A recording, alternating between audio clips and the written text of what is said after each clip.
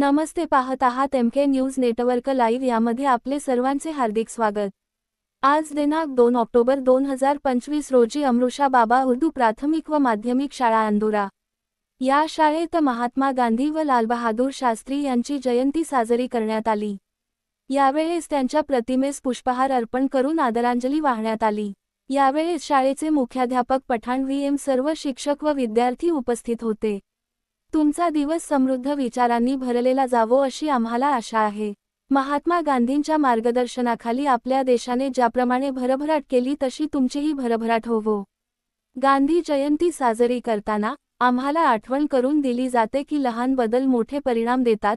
तुमच्या पाठिंब्याचे आम्ही मनापासून कौतुक करतो। भारताचे दुसरे पंतप्रधान लाल बहादूर शास्त्री यांनी 1965 च्या भारत-पाकिस्तान युद्धादरम्यान जय जवान जय किसान ही प्रसिद्ध घोषणा दिली।